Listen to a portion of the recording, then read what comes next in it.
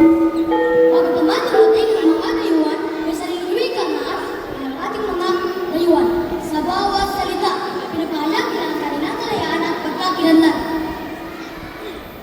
Tignan ninyo sa ating wika at sulat, naririnig ang tinig ng ating puso. Tayo ay malaya.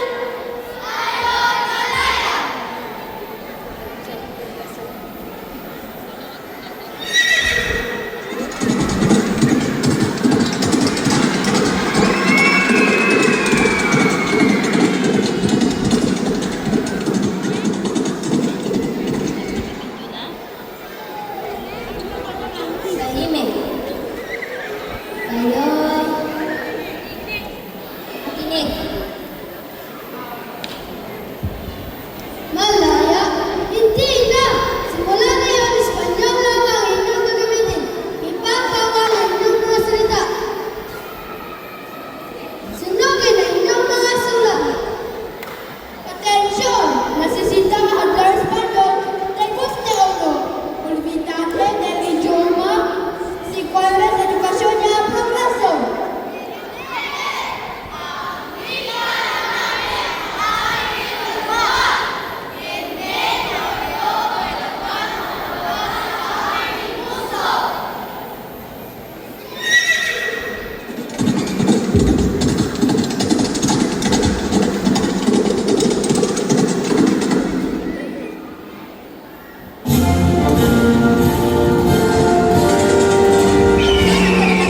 Nadinig mo yung ating mga salita, pagbulo mo na patago. Isang ako na hindi man kailan mamatay.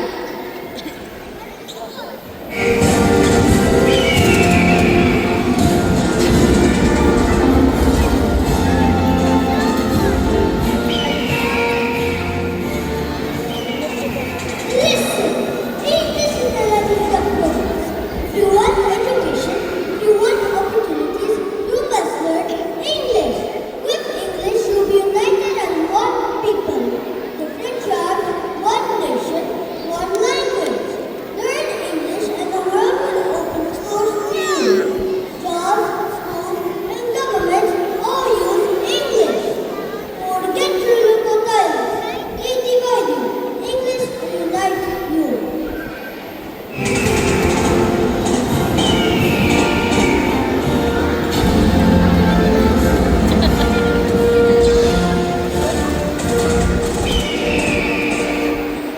Natuto ako na Ingles. Ngunit, bakit tila malayo ako sa sarili kong bayan? Ang puso ko'y sumisigaw ng sariling wika.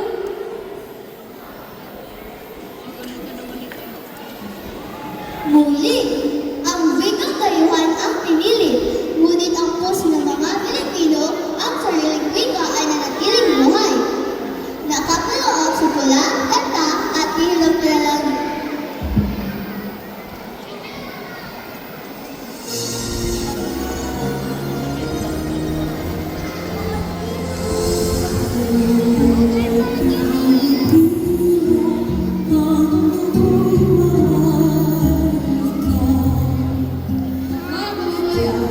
Ating pagsasagutan sa panahon, ngunit hindi kailangan mamatay ating pagkatao. Panahon na, upang tayo magkaisa. Simula ngayon ang ating pagkasawika ay mabatay sa pagkano. Ito'y magiging sagisag ng ating kalayaan. Mabuhay ang wikang pambansa. Mabuhay ang wikang pambansa.